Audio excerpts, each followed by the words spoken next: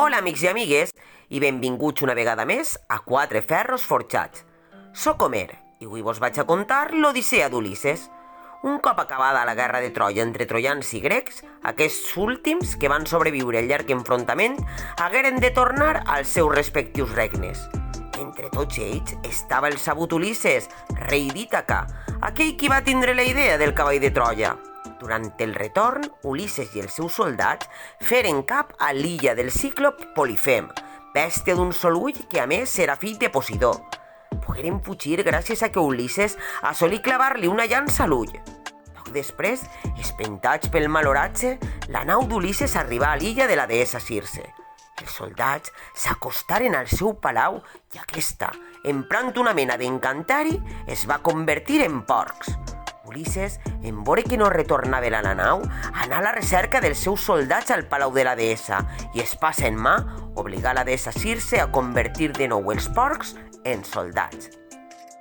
Com que no trobaven el camí de tornada a Ítaca, Ulisses li preguntà al savi Tirèsies. Aquest els hi va dir que, com que havien deixat sec al cíclop Polifem, son pare Posidó estava guiant lluny del camí de tornada.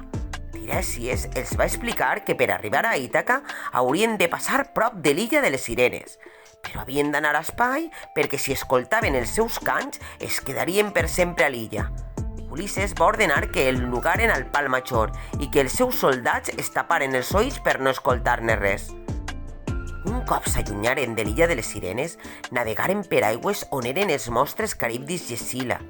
El primer menjava humans i el segon feia perillosos remolins d'aigua. Malauradament, allà van caure uns quants dels soldats d'Ulisses.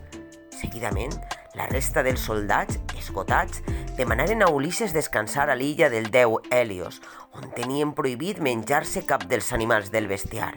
Però la fam es va fer desobeir aquesta prohibició. Sabedors que anaven a tindre un dur castig, fugiren a la mar on es va fer naufragar una perillosa tempesta. L'únic que va sobreviure fou Ulisses. Finalment, ajudat per uns bons mariners, Ulisses assolí fer cap al seu regne d'Ítaca. Allà estaven el seu fill Telèmac i la seva dona Penèlope, rumiant com podia desfer-se de tots els pretendents que volien casar-se amb ella. En un primer moment no el va reconèixer, però no fou així en el cas del seu gos, que es va llançar damunt d'Ulisses. Penèlope, en apropar-se, va veure que era el seu estimat.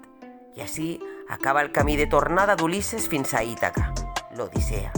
Esperem que vos hagi agradat i fins a la propera, amics i amigues!